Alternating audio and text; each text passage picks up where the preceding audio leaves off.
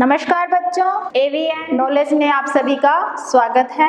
आपने पिछले वीडियो में कारक के बारे में पढ़ा था। आज हम अलंकारों के बारे में।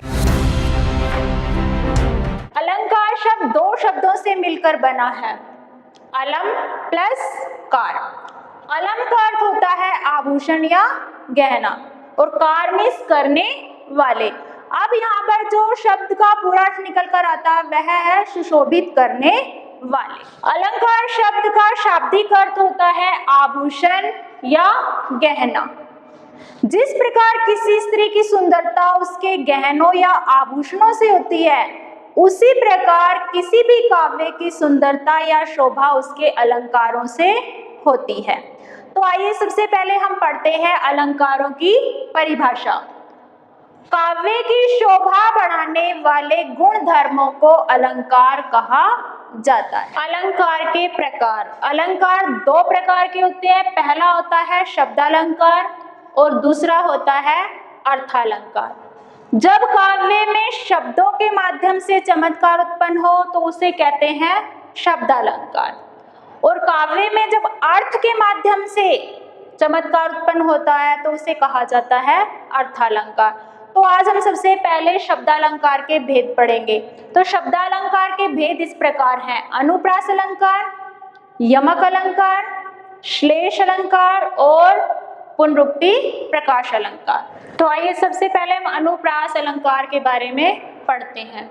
इसकी परिभाषा है, जब किसी वाक्य में किसी वर्ण की आवृत्ति होती है, आवृत्ति मीन्स कोई वर्ण बार बार आए, तो वहां अनुप्रास अलंकार का प्रयोग किया जाता है। हम इसे उदाहरण के माध्यम से समझते हैं। भगवान भक्तों की भयंकर बुरी भगाइए। अब इस वाक्य में देखिए कि भा वर्ण की आवृत्ति हुई है, हर बार भय वर्ण की आवृत्ति हो रही है।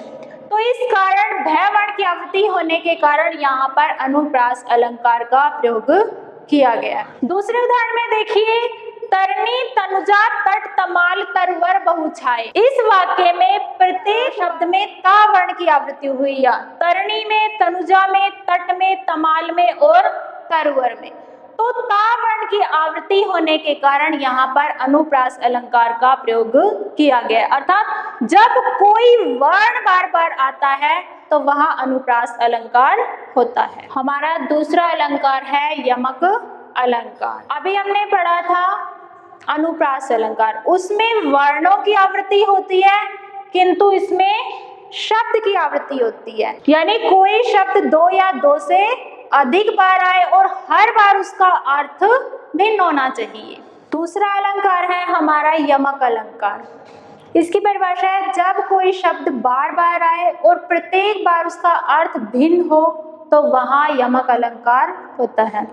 यमक और अनुप्रास में ये अंतर है कि यमक में शब्दों की आवृत्ति होती है और अनुप्रास में वर्णों की आवृत्ति होती है। तो इसका उदाहरण है, कनक कनकते सौगुनी मादकता अधिकाए, वा खाए बोराए जग या पाए बोराए। यहाँ पर कनक शब्द की दो बार आवृत्ति हुई है।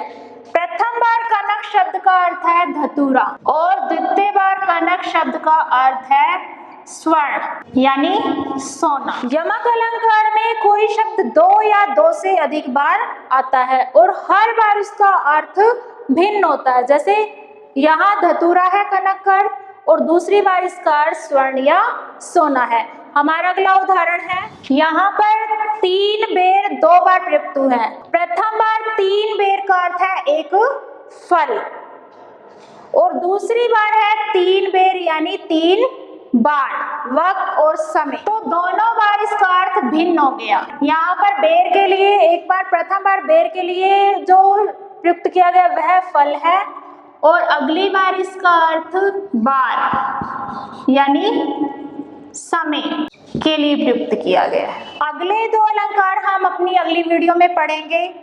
आज का अगर मेरा वीडियो आपको पसंद आए तो लाइक, सब्सक्राइब और शेयर कीजिए। अगर आपको इसमें कहीं कमी या त्रुटि नजर आती है तो उसके लिए कमेंट बॉक्स में अपने विचार प्रस्तुत कीजिए। धन्यवाद।